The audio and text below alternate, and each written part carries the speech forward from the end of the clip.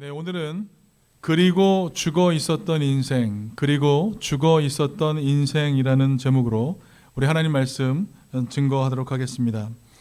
여러분, 병원 중환자실에 가면 이런 표현들을 자주 쓴다고 합니다.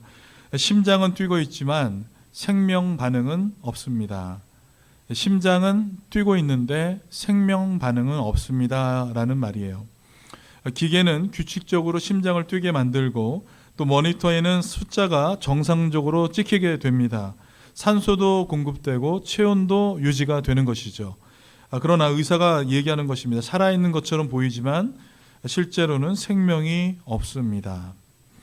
사랑하는 성도 여러분, 살아있는 것처럼 보이지만 성경이 말하는 영적 죽음이 바로 이러한 상태라고 얘기할 수 있습니다. 숨을 쉬고 웃고 일하고 또 계획을 세우고 성공도 하지만 하나님과의 관계가 끊어져 있다면 성경은 그 상태가 바로 숨은 쉬고 있지만 죽어 있는 상태라고 말하고 있는 것입니다. 그래서 오늘 말씀의 제목은 그리고 죽어 있었던 인생입니다. 에베소서는 사도 바울이 기록한 서신서 중에서도 가장 웅장하고 포괄적인 구원론적 전망을 제시하고 있는 텍스트로 손꼽히는 그런 성경책입니다. 이 서신은 단순히 한 지역의 교회의 문제에 대해서 기록하고 있는 것이 아니라 하나님의 영원한 경륜과 또 그리스도 안에서 통일될 만물의 우주적 계획을 다루고 있는 장엄한 서사시와 같다 얘기할 수 있을 것입니다. 특별히 에베소서 1장과 2장의 연결은 복음의 본질을 이해하는 데 있어서 결정적인 구조적 장치라고 얘기할 수 있습니다. 1장은 창세 전에 선택으로부터 시작해서 그리스도의 승천과 만물 위의 머리 되심을 노래하는 하늘의 영역, 그것을 묘사하면서 그 능력이 교회에 임했다라고 선언했습니다. 반면에 2장은 그 찬란한 빛의 대척점에 서 있는 인간의 어두운 실존을 폭로하고 있습니다. 1장의 영광스러운 맥락이 2장에 들어서면서 급격하게 전환이 된 그 이유는 무엇일까요? 2장 1절부터 3절까지는 1장에서 묘사된 하나님의 강력한 능력이 개입하시기 전에 인간이 처해 있었던 전적 부패와 전적 무능력의 상태를 적나라하게 고발하고 있는 것입니다. 여러분 잘 아시는 존 스토트 목사님은 그래서 에베소서 2장 1절과 3절의 말씀을 가지고 하나님의 새로운 사회를 건설하기 위한 기초 작업으로 먼저 옛 인간의 죽음과 비참함을 선포하고 있는 것이다 라고 분석했습니다. 여러분, 이 대조는 복음의 극적 효과를 극대화시키고 있는 것입니다. 1장의 그리스도의 부활 사건은 단순한 역사적 사건에 머무는 것이 아니라 2장에서 영적으로 죽어있던 그 죄인들조차 살리시는 신적인 개입의 원형이 된다라는 것입니다. 에베소서 1장 20절에서 사도 바울은 하나님이 그리스도를 죽은 자들 가운데서 다시 살리셨다라고 말한 이후에 2장 1절에서 허물과 죄로 죽었던 너희를 이라고 그 말씀을 이어가고 있는 것입니다. 여기 헬라어 원문에서 2장 1절에 나와 있는 본문을 보시면 접속사 카이라는 단어가 시작하게 됩니다. 단순히 문장을 잇는 그리고의 의미를 넘어서서 1장에 나타난 그리스도의 부활 능력이 이제 죄인에게 적용되는 그 시점을 알리는 신학적 신호탄이다 라고 할 수 있는 것입니다.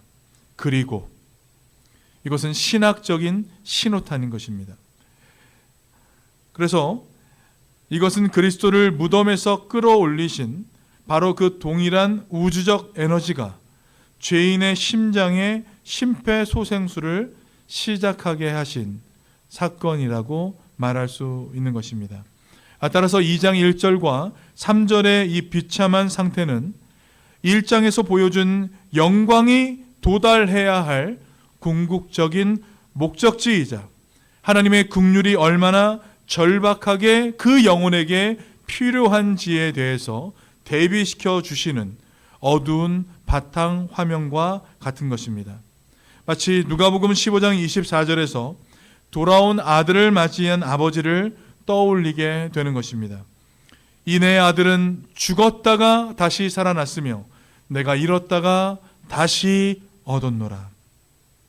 여러분, 우리 역시 이 비유 속에 있는 죽었다가 살아난 탕자와 같다고 사도 바울은 말하고 있는 것입니다.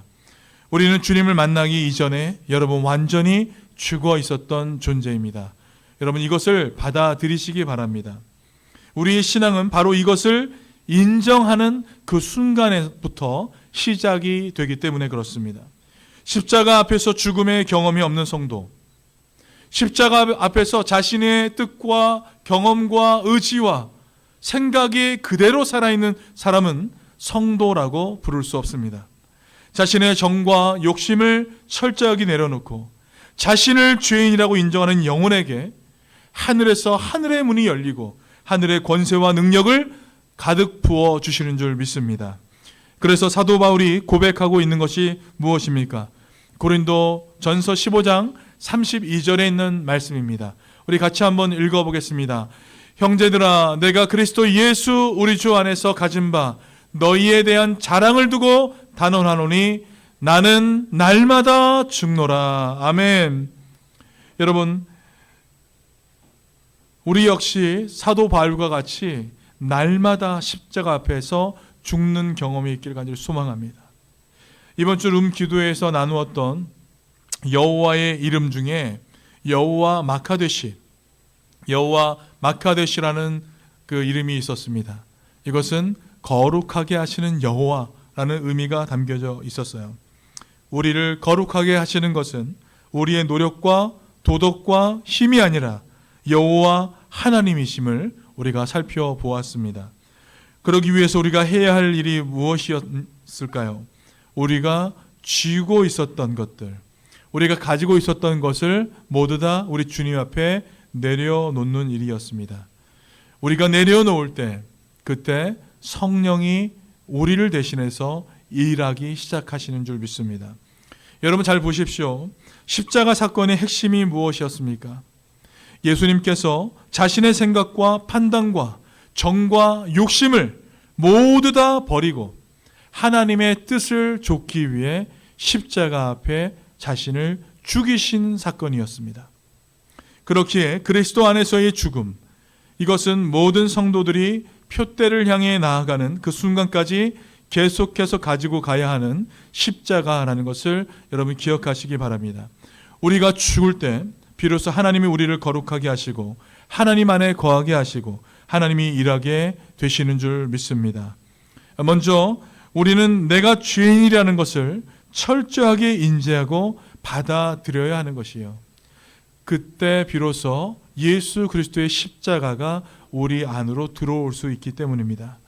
오늘 본문의 말씀이 바로 그런 이야기입니다. 내가 죄인이라는 것을 철저하게 인정하는 것, 여기에서부터 우리의 신앙이 성장해 나간다는 것을 여러분 기억하시기 바랍니다. 자, 이제 오늘 본문으로 들어가서 우리가 예수 그리스도를 알기 이전에 그렇다면 우리는 어떠한 상태였는지 세 가지 측면을 가지고 함께 살펴보도록 하겠습니다. 먼저 첫 번째는 허물과 죄로 인한 영적 죽음의 상태였다. 성경은 말하고 있습니다.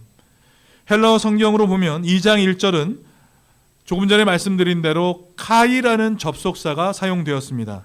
그리고라는 접속사입니다. 우리말 성경에는 생략되어 있는 단어예요. 영어와 원문에는 그 단어가 분명히 기록되어 있습니다. 이 그리고는 1장 마지막에 설명한 그리스도를 살리신 하나님의 능력, 이것과 연결되어서 2장에 우리를 살리신 사건을 하나로 묶어주는 이 신학적 고리 역할을 감당하고 있습니다. 그리스도를 무덤에서 일으키신 바로 그 동일한 능력이 이제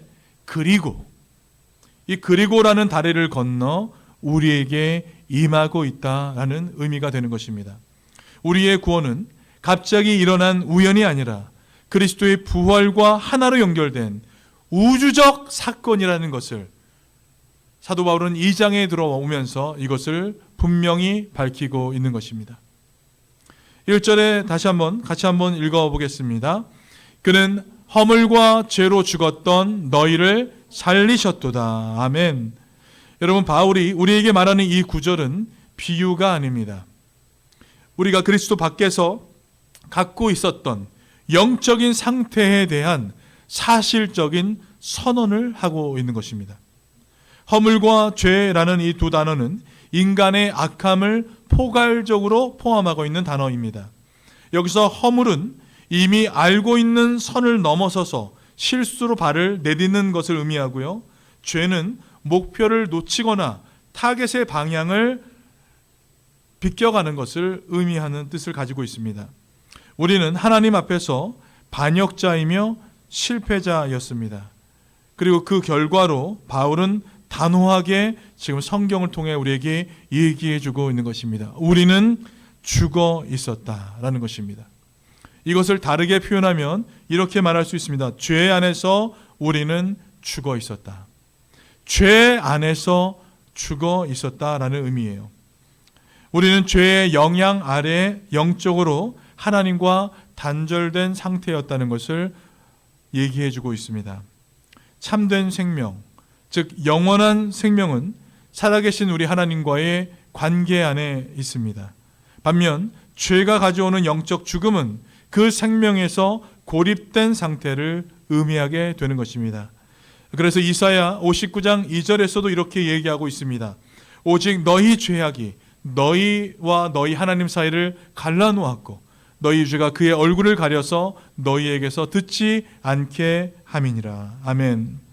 여러분, 우리의 죄는 하나님과 우리 사이를 갈라놓았고 우리는 하나님의 생명에서 유리된 채로 죽은 존재였다는 것입니다.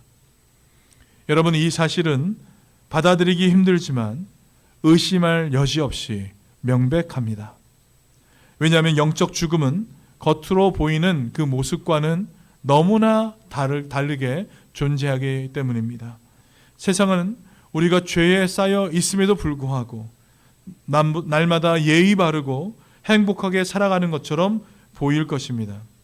근육줄의 몸을 가지고 활기찬 정신을 가지고 밝은 성격을 가진 사람들, 그런 사람들이 많이 있기 때문에 그렇습니다.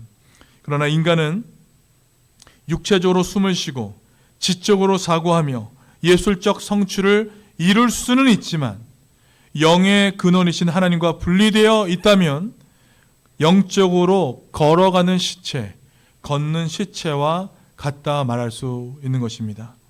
왜냐하면 진정한 생명은 그리스도 안에서만 얻을 수 있기 때문입니다.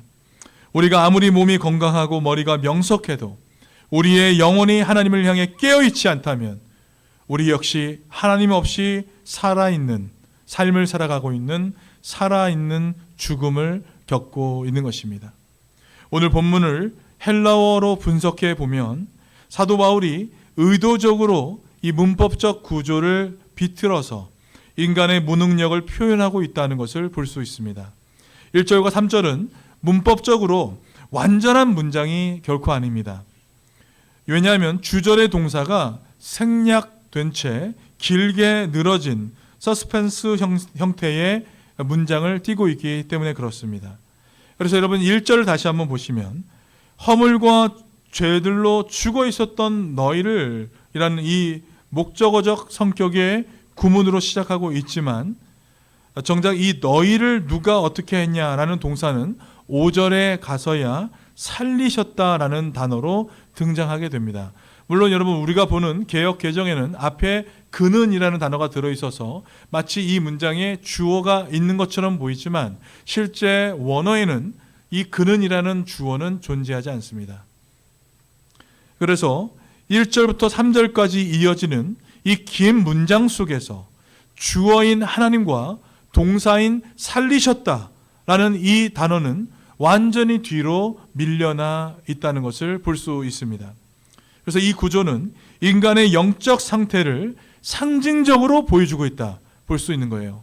그러니까 1절과 3절에 있는 이 문장은 그 문장이 말해주는 메시지뿐만이 아니라 문장의 구조 자체도 이 인간의 영적 상태, 주어가 없는 상태, 동사가 없는 상태를 절실히 보여주고 있는 구절이라고 볼 수 있다는 것입니다.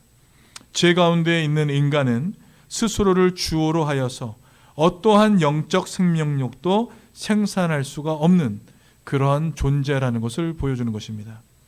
이 본문에서 인간은 오직 목적으로만 존재할 뿐이고 하나님의 주권적인 개입이 일어나기 전까지도 문장도 인생도 완성될 수 없는 중단된 상태에 놓여져 있다는 것을 성경은 보여주고 있는 것입니다. 이 문장의 구조만 보아도 우리가 명확히 알 수 있는 것이요, 우리 모두는 예수 그리스도의 영광에 눈이 멀었고 성령의 음성에 귀먹은 상태였습니다. 영적으로 죽은 인생들, 그들이 바로 우리였다는 것이에요. 여러분, 우리는 모두 한때 마치 시체처럼 죽어 있었던 존재였습니다. 무질서와 주어와 동사가 없는 인생들. 여러분, 이러한 인생을 살아왔다는 것을 먼저 받아들이시기 바랍니다. 여기에서부터 그리스도의 은혜가 임하게 될 줄 믿습니다. 바울은 이어서 그 죽음의 상태 속에서 우리는 하나님 대신 세 가지 역할, 악한 영향력 아래에 종노릇하고 있었다라는 것을 기록하고 있습니다. 에베소서 2장 2절과 3절에 있는 말씀을 우리 같이 한번 읽겠습니다. 그때에 너희가 그 가운데서 행하여 이 세상 풍조를 따르고 공중의 권세 잡은 자를 따랐으니 곧 지금 불순종의 아들들 가운데서 역사하는 영이라. 전에는 우리도 다 그 가운데서 우리 육체의 욕심을 따라 지내며 육체와 마음에 원하는 것을 하여. 여러분, 여기서 우리가 악한 영향력 아래 종노릇했다는 것을 묘사해 주었습니다. 세 가지입니다. 세상의 풍조, 마귀, 그리고 우리 육체의 욕심입니다. 하나씩 살펴보겠습니다. 저쪽 세상에 우리는 풍조를 따라왔다는 것이에요. 이것은 현재 악한 시대, present evil age의 가치관을 따랐다는 의미입니다. 우리는 이 세속적인 시대의 유행과 문화에 사로잡혀 살아가고 있습니다. 현대사회는 물질주의, 쾌락주의, 절대 진리 부정 같은 여러 유혹들을 가지고 있습니다. 사람들은 텔레비전과 잡지와 인터넷을 통해 펼치는 대중문화를 그대로 흡수하고 있어요. 그래서 요한일서가 말하듯이 우리 삶은 육신의 정욕, 안목의 정욕, 이생의 자랑을 그대로 가지고 있다라고 볼 수 있는 것입니다. 여러분, 우리는 스스로 이 불순한 문화에 저항하지 못하고 그 가치들을 좇으며 이 세상의 사상과 생활의 물결에 따라 표류하며 살아왔던 사람들이다 얘기하고 있는 것입니다. 둘째는 사탄을 따라왔다라는 것이에요. 공중의 권세 잡은 자를 따랐으니 성경은 얘기하고 있습니다. 바울이 말하는 공중의 권세자는 바로 마귀 사탄을 가리킵니다. 사탄은 공중의 권세 잡은 자, 즉 어두운 세상에서 힘을 행사하는 통치자로 얘기할 수 있습니다. 고린도후서 4장 4절에서는 그를 이 세상의 신이라고 묘사했고요. 마가복음 3장 22절과 누가복음 11장 15절에서는 예수님 역시 사탄을 귀신의 왕이다 라고 칭하기도 하셨습니다. 사도 바울도 에베소서 6장 12절에 통치자들과 권세들과 어둠의 세상 주관자들이라고 사탄을 묘사하고 있는 것을 볼 수 있습니다. 우리는 그 마귀의 영향력 아래 살아오고 있는 것입니다. 그분은 보이지 않지만 우리를 사로잡아 죄의 미끼를 던지고 우리는 거기에 걸려들었습니다. 예수 그리스도를 만나기 이전에 우리는 완전히 사탄에게 잠식되어 버린 그런 상태는 아니었지만 그가 뿌린 유혹의 씨앗을 받아들여서 하나님의 명령을 어기며 살아왔던 인생들이었다는 것입니다. 바울이 말한 불순종의 아들들처럼 우리는 사탄과 한패가 되어 하나님께 반역하는 삶을 살아왔던 것입니다. 세 번째, 우리는 육체의 욕심을 따라 살아왔습니다. 여기서 육체는 뼈가 있는 살아있는 조직뿐 아니라 타락하고 자기중심적인 본성 전체를 의미하고 있습니다. 욕심은 단순한 자연적 욕구를 넘어서서 욕심으로 왜곡된 육체의 본성을 가리키는 것이에요. 예를 들어서 갈라디아서 5장에 나오는 음행과 우상숭배와 분열과 시기와 술취함과 같은 것들입니다. 이 모두가 육체의 욕망에서 비롯되는 것입니다. 로마서 8장 8절에서 말하고 있듯이 육신에 있는 자는 하나님을 결코 기쁘시게 할 수 없습니다. 우리는 마음과 육체가 원하는 대로 이 세상의 삶을 살아왔고 그 결과 하나님과 완전히 동떨어진 영혼이 되었습니다. 세상과 마귀와 육체가 우리를 이끄는 삼죽 속박 아래에서 우리는 방향을 잃고 방황하며 살아왔던 것입니다. 여러분, 이 세 가지가 결합된 우리의 상태를 두고 바울은 이렇게 얘기하고 있습니다. 그때에 너희가 그 가운데서 행하였다. 그때에 너희가 그 가운데서 행하였다라고 말한 것입니다. 여러분, 여기서 아주 중요한 단어가 있어요. 행하여라는 단어예요. 이것이 페리파테오라는 단어인데 걷는다 혹은 행하다라는 의미가 들어가 있습니다. 영적으로는 죽어 있었지만 삶의 영역에서는 능동적으로 죄를 짓고 있는 죄인의 역설적 분주함을 성경은 묘사해 준 것입니다. 바울은 이 단어를 통해서 죄가 단순히 수동적인 오염이 아니라 하나님을 거역하는 방향으로 지속적으로 움직이는 생활 방식이라는 것을 폭로해 주고 있는 것입니다. 하나님께 대하여는 시체처럼 전혀 반응하지 않지만 세상 풍조와 공중 권세를 따르는 일에는 누구보다 활발하게 걷고 있다는 것을 묘사해 주는 단어로 이 행하여라는 단어를 이곳에서 사용한 것입니다. 여러분, 이것이 성경이 말하는 전적 부패입니다. 우리의 이성과 감성과 의지 등 모든 면이 죄로 물들었고 스스로 구원에 이룰 수 없는 완전한 무능력의 상태였다는 것이에요. 여러분, 사실 육체와 마음이 원하는 대로 사는 것, 즉 죄를 좇는 것은 우리 본성에서 어떻게 보면 뗄래야 뗄 수 없는 숙명과도 같은 일이라고 할 수 있습니다. 그렇게 우리는 더욱 주님께 우리의 시선을 두고 더 주님 앞으로 나아가는 신앙적 결단이 필요한 줄 믿습니다. 여러분, 로마서 7장 21절과 25절에 있는 말씀을 보면서 우리가 지혜를 얻기를 간절히 소망합니다. 같이 한번 읽겠습니다. 그러므로 내가 한 법을 깨달았노니 곧 선을 행하기 원하는 나에게 악이 함께 있는 것이로다. 내 속사람으로는 하나님의 법을 즐거워하되 내 지체 속에서 한 다른 법이 내 마음의 법과 싸워 내 지체 속에 있는 죄의 법으로 나를 사로잡는 것을 보는도다. 오호라, 나는 공고한 사람이로다. 이 사망의 몸에서 누가 나를 건져내랴. 우리 주 예수 그리스도로 말미암아 하나님께 감사하리로다. 그런즉 내 자신이 마음으로는 하나님의 법을, 육신으로는 죄의 법을 섬기노라. 아멘. 여러분, 여기서 아주 중요한 대목이 있죠. 우리가 마음으로는 하나님의 법을 자꾸만 섬기려고 하는데 육신으로 죄의 법을 섬기고 있다. 사도 바울이 고백한 것입니다.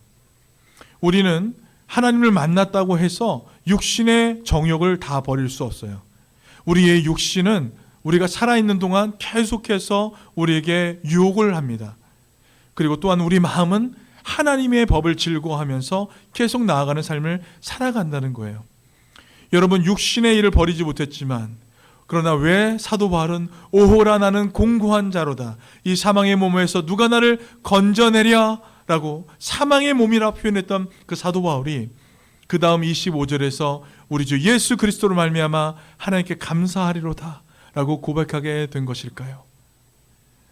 여러분, 우리 안에 육체가 있기 때문에 우리 마음의 영적인 것이 얼마나 소중하다는 것을 사도 바울은 깨닫게 된 것입니다. 세상과 사탄, 육체의 정욕이 우리를 끌어당기고 계속해서 우리를 유혹하고 우리를 힘들게 할지라도 여러분, 우리를 도우시는 성령 하나님, 그 하나님이 계시기에 우리는 날마다 영의 것을 사모하며 앞으로 나아가는 것을 기뻐하며 감사하며 살아가게 될 줄 믿습니다. 여러분, 이것이 바로 성령의 사람이 살아가는 방법입니다. 육체를 가지고 있으나 성령의 것을 사모하기에 더욱더 감사하며 우리 주님께 나아가는 삶인 것입니다. 우리 모두가 이러한 삶을 살아가길 우리 주 예수 그리스도의 이름으로 간절히 축원드립니다. 마지막 세 번째는 본성적으로 진노의 자녀라는 것을 말해주고 있습니다. 우리는 어떤 존재라고요? 본성적으로 진노의 자녀였다는 것을 말해주고 있습니다. 3절 후반부를 같이 한번 읽겠습니다. 다른 이들과 같이 본질상 진노의 자녀이었더니.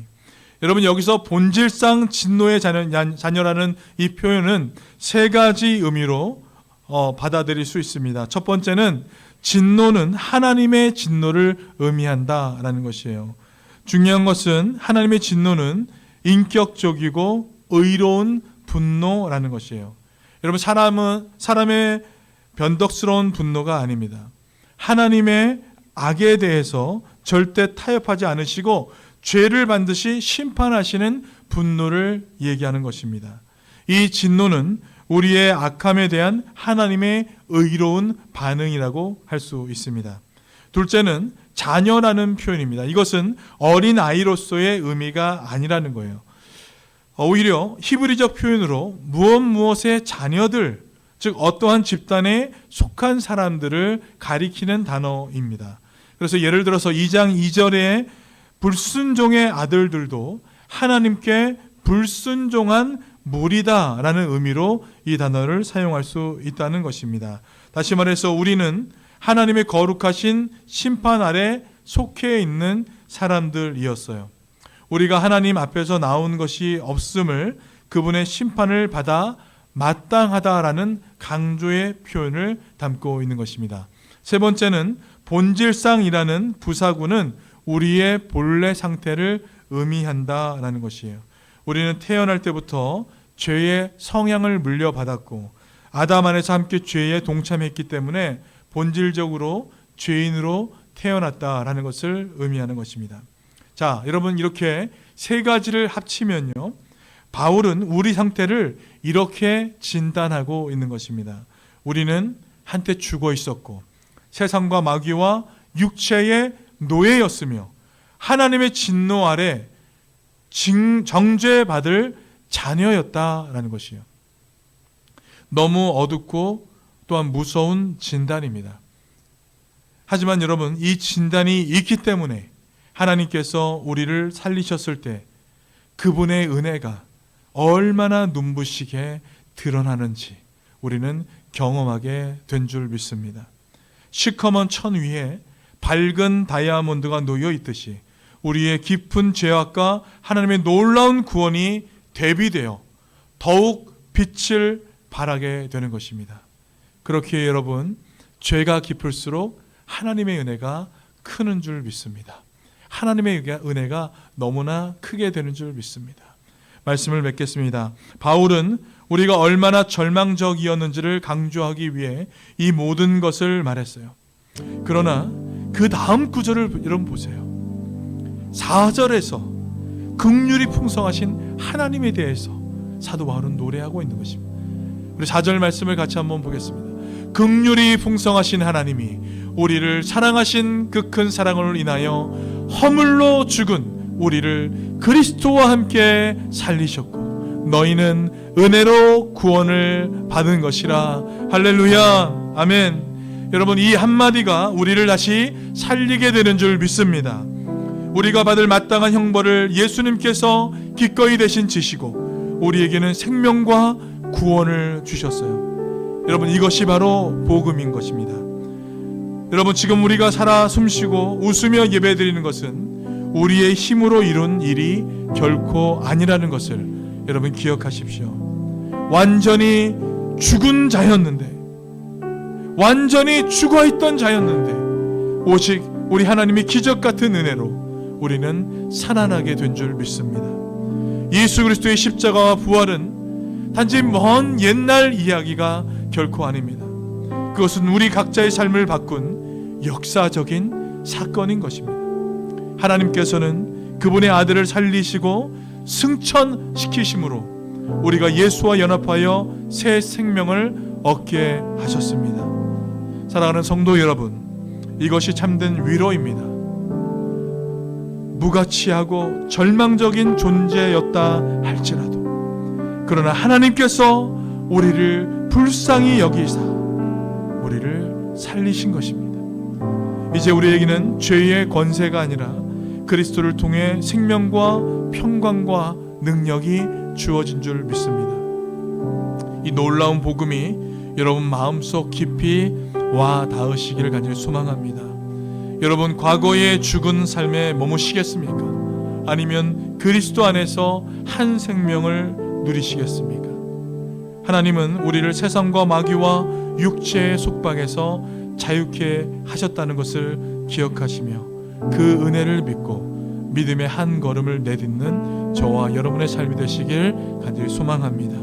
새 생명을 주신 하나님께 감사하며 감사의 열매로 우리 주님께 영광 돌리는 저와 여러분의 삶이 되시길 주님의 이름으로 간절히 축원드립니다. 아멘.